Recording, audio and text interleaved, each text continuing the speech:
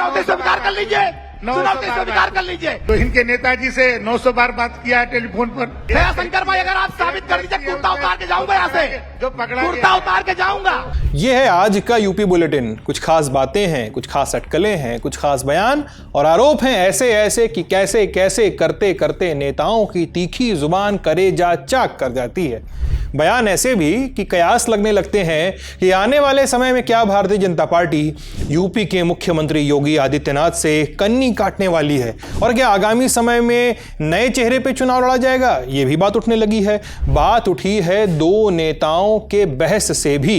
भाजपा नेता दयाशंकर सिंह और सपा नेता पवन पांडे के बीच लखनऊ में ऐसी बहस हुई है कि बहस की क्लिप कट गई है, कुर्ता उतार देने तक बातें चली गई हैं। बात निशिकांत दुबे की भी हो गई है। दावा है कि उन्होंने अखिलेश यादव से माफी मांग ली है, लेकिन सच क्या है ये किसी को नहीं मालूम। विवाद सिर्फ यहीं रुकते तो क्या बात थी। अब धर्मगुरुओं ने भी ये ठेका ले लिया है कि उन्माद से विवाद पैदा किया जाए। तभी भगवान श्री कृष्ण के 5 वक्त के नमाजी होने वाले बयान दिए जा रहे हैं और वैज्ञानिक चेतना की तिलांजलि भी दी जा रही है, जब फ्रिज में जमी बर्फ को भगवान शिव बताकर धर्म और विज्ञान दोनों का अपमान किया जा रहा हो। नमस्ते, मेरा नाम सिद्धांत मोहन है और चलिए शुरू करते हैं यूपी बुलेटिन।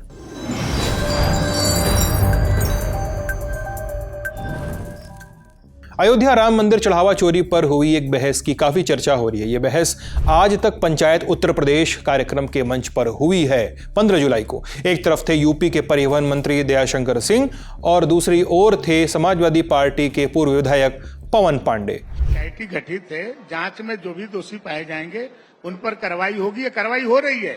अब एक व्यक्ति तो ऐसा है जो इनके नेताजी से 900 बार बात किया है टेलीफोन पर। अगर आप साबित कर दीजिए, दयाशंकर भाई, अगर आप साबित कर दीजिए, कुर्ता उतार के जाऊंगा यहाँ से, जो पकड़ा कुर्ता उतार के जाऊंगा।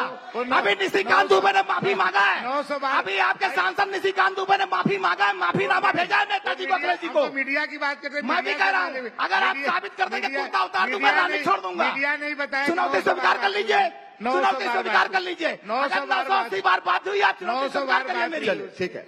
सपा नेता पवन पांडे बार बार निशिकांत दुबे की माफी का जिक्र क्यों कर रहे थे और यह पूरा मामला क्या है, यह भी जान लेते हैं। दरअसल झारखंड के गोड्डा से भाजपा सांसद निशिकांत दुबे ने चंदा चोरी के आरोपी टिन्नू यादव और अखिलेश यादव के बीच संपर्क होने का एक आरोप लगाया था। उनका कहना था कि टिन्नू टीपू से बात करता था। इस टिप्पणी को लेकर सपा मुखिया अखिलेश यादव ने ऐतराज जताया था और 10 मिनट में पोस्ट डिलीट करने को कहा था। उनका कहना था कि ऐसा नहीं हुआ तो मानहानि का केस करूंगा। इसके बाद समाजवादी अधिवक्ता सभा के राष्ट्रीय अध्यक्ष के पाल की ओर से एक नोटिस भेजा गया। इस नोटिस पे 9 जुलाई 2026 को निशिकांत दुबे ने अपने वकील ऋषि के अवस्थी उनके जरिए एक जवाब भेजा। 4 पन्नों के इस जवाब को लेकर सपा की ओर से दावा किया गया कि निशिकांत दुबे ने माफी मांग ली है। हालांकि इस दावे को 13 जुलाई को निशिकांत ने खारिज कर दिया। एक्स पोस्ट में निशिकांत ने कहा था कि मैंने अखिलेश यादव जी से कोई माफी नहीं मांगी है, मैं गंगा किनारे का आदमी हूं, मर्दानगी और मर्यादा में लड़ता हूं। अब इसी पूरे मामले को लेकर कल सपा नेता और मंत्री के बीच में बहस हुई और बात कुर्ता उतारने तक पहुंच गई। जिन दो नेताओं के बीच में बहस हुई है उनका राजनीतिक ट्रैक रिकॉर्ड भी जानते चलिए। पहले नेता है दयाशंकर सिंह। ये यूपी सरकार में परिवहन मंत्री हैं, बलिया सदर सीट से विधायक हैं, लेकिन मूल रूप से बिहार के बक्सर जिले के रहने वाले। अपने कॉलेज के दिनों में आरएसएस के छात्र विंग ABVP से उससे जुड़े रहे। 98 से 99 तक लखनऊ विश्वविद्यालय छात्र संघ के अध्यक्ष रहे। 2000 में उन्हें भारतीय जनता युवा मोर्चा उत्तर प्रदेश का सचिव बनाया गया। 2007 पहली बार बलिया सदर सीट से भाजपा के टिकट पर चुनाव लड़ा मगर जीत नहीं सके। फिर 2015 में बीजेपी का प्रदेश उपाध्यक्ष बनाया गया। हालांकि इसी बीच वो मायावती पर कथित विवादित टिप्पणी को लेकर सुर्खियों में आए और पार्टी ने उन्हें 6 साल के लिए पार्टी से निकाल बाहर किया। हालांकि सिंह ने बाद में अपनी टिप्पणी के लिए माफी मांगी और उन्हें इस मामले में गिरफ्तार भी किया गया था। फिर मार्च 2017 में उत्तर प्रदेश विधानसभा चुनाव में जीत के बाद उनका निलंबन वापस ले लिया गया और उन्हें फिर से पार्टी का प्रदेश उपाध्यक्ष बना दिया गया। अब बात दूसरे नेता की करते हैं, पवन पांडे की।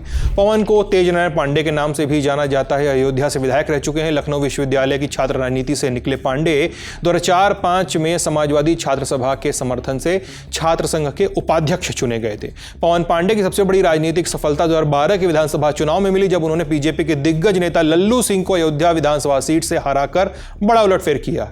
ये जीत इसलिए भी महत्वपूर्ण मानी गई क्योंकि लल्लू सिंह लगातार 5 बार चुनाव जीत चुके थे और अयोध्या सीट बीजेपी का मजबूत गढ़ मानी जाती थी। उनकी इस जीत से, पवन पांडे की इस जीत से प्रभावित होकर तत्कालीन समाजवादी पार्टी प्रमुख मुलायम सिंह यादव ने सार्वजनिक रूप से उनकी सराहना की और अखिलेश यादव सरकार में उन्हें मनोरंजन कर राज्य मंत्री बनाया गया था। 2014 के लोकसभा चुनाव में मंत्रिमंडल से बाहर का रास्ता दिखाया गया, लेकिन करीब 1 साल बाद अखिलेश यादव ने उन्हें फिर से वन राज्य मंत्री बनाकर कैबिनेट में शामिल किया। इसके बाद 2017 और 2022 दोनों विधानसभा चुनाव में उन्हें बीजेपी के वेद प्रकाश गुप्ता से हार का सामना करना पड़ा, लेकिन इसके बावजूद पवन पांडे अयोध्या में समाजवादी पार्टी का सबसे प्रमुख चेहरा बने रहे। अब यूपी सरकार में मंत्री दयाशंकर सिंह के साथ बहस के बाद फिर से चर्चा में आए हैं। इसी क्रम में एक और बयान की भी काफी चर्चा है।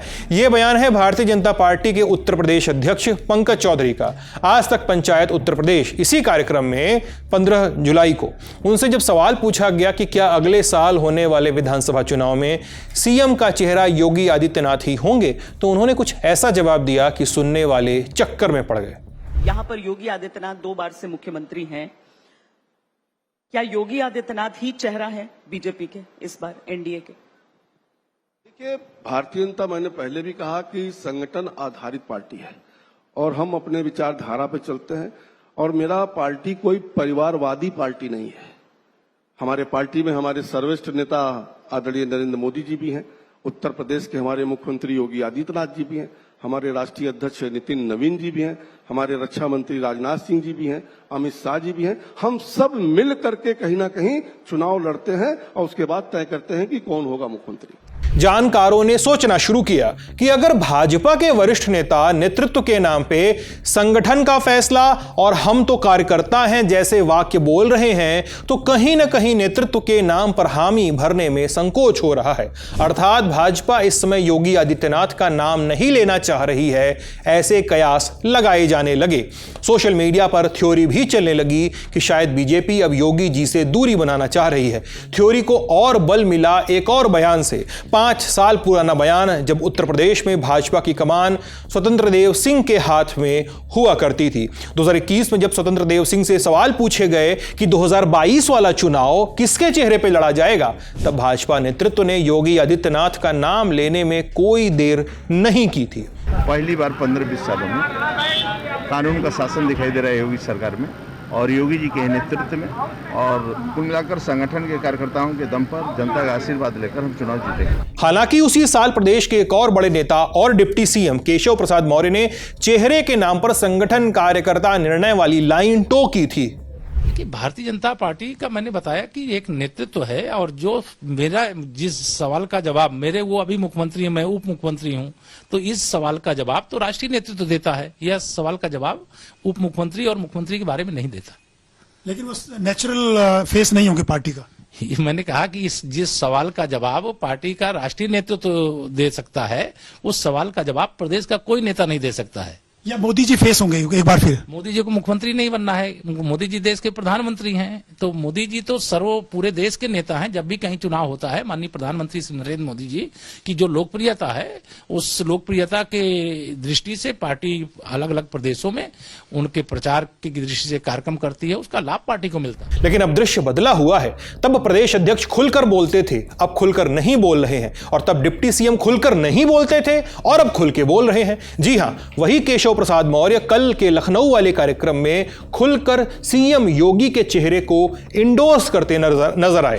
देखिए, यूपी में तो अभी आप ये कह सकते हैं कि वो एक साधु है, उनको ठाकुर कहने का काम तो सपा बहादुर श्री अखिलेश यादव जी करते रहते हैं, लेकिन अभी वो गोरक्षपीठाधीश्वर के रूप में, एक संत के रूप में उत्तर प्रदेश के मुख्यमंत्री के नाते बागडोर संभाली और 9 वर्षों में उनके नेतृत्व में हम लोगों ने काम किया है और उत्तर प्रदेश 9 वर्षों में हम बहुत आगे लेकर के जाने में सफल हुए हैं, गुंडागर्दी से बाहर निकालने में सफल हुए हैं। और इसी कार्यक्रम में भाजपा के अन्य नेताओं ने भी सीएम योगी की लीडरशिप और उनके कैंपेन फेस होने को लेकर पॉजिटिव से इशारे किए हैं, सिवाय प्रदेश अध्यक्ष पंकज चौधरी के। इसीलिए यह सारा झमेला और कयासबाजी का खेल खड़ा हुआ है। आपने देखा ही होगा कि ज्यादातर विधानसभा चुनावों से पहले सीएम चेहरे को लेकर भाजपा कोई बड़ा ऐलान नहीं करती है। हालांकि यह पैटर्न काफी हद तक राज्य दर राज्य निर्भर करता है। जैसे मध्य प्रदेश, छत्तीसगढ़, ओडिशा और राजस्थान में बीजेपी ने सीएम सीएम के चेहरे का ऐलान नहीं किया था, लेकिन हाल ही में हुए पश्चिम बंगाल और असम विधानसभा चुनाव में यह इशारा कर दिया गया था कि चुनाव में जीत या चुनाव का चेहरा, कैंपेन का चेहरा कौन होगा। वैसे एक पैटर्न यह भी है कि जिन चुनावों में बीजेपी सहयोगी दल के साथ मैदान में उतरती है, वहां सीएम चेहरे का ऐलान कई बार कर दिया जाता है, पहले ही कर दिया जाता है। जैसा पिछले साल हुआ बिहार में, जहां बीजेपी ने साफ कर दिया था कि नीतीश कुमार के नेतृत्व में चुनाव लड़ा जा रहा है। वैसे अक्सर विधानसभा चुनाव में बीजेपी मुख्यमंत्री पद के चेहरे की घोषणा इसलिए भी नहीं करती है क्योंकि पार्टी की रणनीति पीएम मोदी के काम और सामूहिक नेतृत्व वाली लाइन पे चुनाव लड़ने की होती है। दूसरा कारण यह भी है कि बीजेपी का मानना है कि प्रधानमंत्री मोदी की लोकप्रियता सबसे बड़ा चेहरा है और पार्टी केंद्रीय योजनाओं और मोदी जी के नाम पे उनके नाम के आधार पर वोट मांगती है। तीसरा कारण यह है कि किसी एक नेता को सीएम उम्मीदवार घोषित करने से पार्टी के भीतर असंतोष, गुटबाजी और बगावत का खतरा बढ़ जाता है। इससे बचने के लिए सभी नेताओं को एकजुट होकर चुनाव लड़वाया जाता है। अब चौथा कारण यह भी कह सकते हैं कि कई बार एक चेहरा सामने होने से विपक्षी दल उसी व्यक्ति विशेष को निशाना बनाने लगते हैं। ऐसे में चेहरा घोषित न करने से चुनाव केवल एक व्यक्ति तक सीमित नहीं रहता। एक पांचवा कारण भी हो सकता है कि चुनाव परिणाम आने के बाद पार्टी आला कमान विधायकों की राय और चुनावी समीकरणों के आधार पर किसी नए या अप्रत्याशित चेहरे को सीएम बना सकती है, जैसे कि मध्य प्रदेश में हुआ, छत्तीसगढ़ में हुआ, ओडिशा और राजस्थान में हुआ, आपने देखा ही। या जैसा साल 2017 में यूपी में ही क्यों न हुआ, जब योगी आदित्यनाथ को सीएम की कुर्सी पर बिठाया गया था और सारे कयास धरे के धरे रह गए थे। इस बार के चुनाव में क्या होगा, जो होगा वो देखेंगे। अब चलते हैं एक बेहद भद्दे और विवादित बयान की ओर। स्क्रीन पर दिख रहे ये शख्स हैं मौलाना जर्जिस अंसारी। उन्होंने भगवान कृष्ण को मुसलमान बताया है, जिस पर विवाद हो रहा है। मौलाना अंसारी ने दावा किया है कि श्री कृष्ण 5 वक्त नमाजी थे। अपनी बात को साबित करने के लिए उन्होंने गीता के एक श्लोक का भी हवाला दिया है और क्या कहा है वो सुनते चलिए। कृष्ण जी भी 5 वक्त की नमाज पढ़ा करते थे। यकीन ना आए तो श्रीमद् भागवत गीता का 6वां अध्याय का 10वां मंत्र देख लीजिए। योगी उज्जीत सततमात्मानं रहस्य स्थिता एकाकी अच्युतात्मा निराशीर परिग्रह, जिसमें कृष्ण जी अर्जुन से कह रहे हैं कि हाय अर्जुन, ईश्वर की जब पूजा करो तो पूरे शरीर का योग करो। योगी यानी पूजा सिर्फ खड़े होकर नहीं, पूरे शरीर के साथ होनी चाहिए और पूरे शरीर का योग होना चाहिए। आज हिंदू धर्म में चले जाइए, सिर्फ ऐसे हाथ उठाएंगे, ओम नमः शिवाय, बस हो गई पूजा। मौलाना अंसारी का यह बयान ऐसे समय पर वायरल हो रहा है जब कृष्ण जन्मभूमि को लेकर विवाद हो रहा है। उनका बयान 23 जून का है, जब जो अब कृष्ण जन्मभूमि विवाद के बीच वायरल हो रहा है। उनके इस बयान को लेकर हिंदू संगठनों ने भारी नाराजगी जताई है, श्रीमद् भागवत गीता के श्लोक की गलत व्याख्या का आरोप लगाया है, साथ ही गिरफ्तारी की भी मांग की गई है। मौलाना जर्जिस अंसारी यूपी के इटावा जिले के रहने वाले हैं। पहले भी अपने बयानों को लेकर चर्चा में रह चुके हैं। सितंबर 2022 में वाराणसी की एक फास्ट ट्रैक कोर्ट ने मौलाना अंसारी को 2016 के एक मामले में 10 साल की कैद की सजा सुनाई थी। उन पर महिला को शादी का झांसा देकर रेप और ब्लैकमेल करने का आरोप था। कोर्ट ने उन पर 10,000 रुपए का जुर्माना भी लगाया था। इससे पहले साल 2022 में भी महिलाओं को लेकर विवादित बयान उन्होंने दिया था। उस वक्त उन्होंने कहा था कि एक मुस्लिम महिला को हर हाल में अपने पति की यौन इच्छाओं को पूरा करने के लिए तैयार रहना चाहिए, भले ही वह प्रसव पीड़ा में क्यों न हो। उस समय भी उनके बयान का काफी विरोध हुआ था। बयान के बाद बात उस वीडियो की जो सोशल मीडिया पर वायरल है। यह वीडियो आगरा से है। आगरा में तैनात आरपीएफ के सीनियर कमांडेंट राजमोहन पिचाई का है। यह वीडियो 15 जुलाई को प्रेस कॉन्फ्रेंस कर रहे थे। इसी दौरान वो प्रेस कॉन्फ्रेंस में अपनी बात रखते रखते अचानक से खड़े हुए और पीएम मोदी, गृह मंत्री अमित शाह और रेल मंत्री अश्विनी वैष्णव को सल्यूट करने लगे। ये किस लिए? Really I salute honourable prime minister of India and Home Minister and our Railway Minister and our DG and my PCSE. Rajmohan Pichai का ये वीडियो अब सोशल मीडिया पे खूब वायरल हो रहा है। दरअसल ये प्रेस कॉन्फ्रेंस 12 जुलाई को आगरा कैंट रेलवे स्टेशन पर डीएसएस नरेंद्र चहार और आरपीएफ जवानों के बीच हुई मारपीट को लेकर था। उस पर बयान था, उस पर प्रीसी थी। अब इसमें राजमोहन पिचाई ने कहा कि मारपीट किसी भी हालत में सही नहीं है। सोशल मीडिया पे जो वायरल हो रहा है उसके हिसाब से एक्शन नहीं होगा। दबाव में और इमोशनल होकर कोई फैसला नहीं लिया जाएगा, बल्कि डॉक्यूमेंट के आधार पर कार्रवाई होगी। राजमोहन पिचाई मूल रूप से तमिलनाडु के रहने वाले हैं। वे रेलवे के सुरक्षा बल के सीनियर कमांडेंट के पद पे वहां पे तैनात हैं। बाकी आज का शो यहीं तक। शो आपको कैसा लगा हमें कमेंट सेक्शन में जरूर बताइए। इस शो को आप पहले दिन से अपना सपोर्ट देने के लिए आप सभी लोगों का बहुत सारा शुक्रिया। लेकिन एक गुजारिश है, थोड़ा और सपोर्ट दीजिए, थोड़ा और देखिए, थोड़ा और शेयर कीजिए। हमें आपके सुझाव भी मिल रहे हैं और हमारी कोशिश है कि आपके सारे सुझावों को, सारे सजेशंस को हम इस शो में शामिल करें, इनकॉर्पोरेट करें। बाकी आपके लिए शो लेकर आई थी साथी सुप्रिया। यूपी से जुड़ी हर अपडेट के लिए आप लल्लन टॉप यूपी देखते रहिएगा। बहुत बहुत शुक्रिया।